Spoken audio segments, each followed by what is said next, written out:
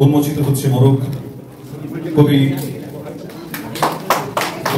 সুবীর চৌধুরী চতুর্থ কাব্যগ্রন্থ ছুঁয়ে আছি তোমার পালক। বাংলার কবি জীবনানন্দ দাশের জন্মদিন 17ই ফেব্রুয়ারি এবং সেই 17ই ফেব্রুয়ারিতেই বালুরঘাট থেকে প্রকাশিত হলো কবিতার বই, নাম ছুঁয়ে আছি তোমার পালক। যেটির লেখক সুবীর চৌধুরী, কবি সুবীর চৌধুরী।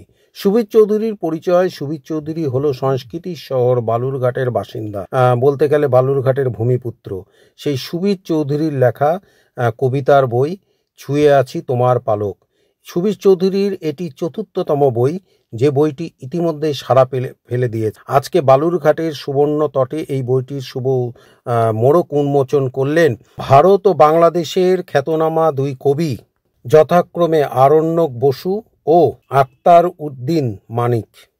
তাদের পাশাপাশি এই মোড়ক উন্মোচনে উন্মোচক হিসেবে উপস্থিত ছিলেন আরও অনেকেই, বিশেষ করে সংস্কৃতির শহর বালুরঘাটের খ্যাতনামা সকলেই, যারা সংস্কৃতির সাথে জড়িত, যারা লেখালেখির সাথে জড়িত, যারা লোকশিল্পর সাথে জড়িত, এমনকি নাট্যকর্মী থেকে শুরু করে কবি, সাহিত্যিক এবং সমাজসেবী সকলেই উপস্থিত ছিল।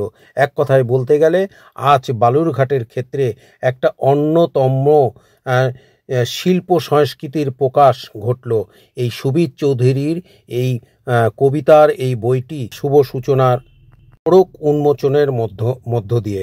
বইটির নাম ছুঁয়ে আছি তোমার পালক। ছুঁয়ে আছি তোমার পালক, আছি তোমার পালক। এই বইটি অবশ্যই সংগ্রহ করবেন এবং অবশ্যই মতামত জানাবেন। বন্ধুরা, আমার এই ভিডিওটি যদি ভালো লেগে থাকে তাহলে অবশ্যই লাইক করবেন এবং সেই সঙ্গে চ্যানেলটিকে সাবস্ক্রাইব করবেন। ভালো থাকবেন, শুভরাত্রি।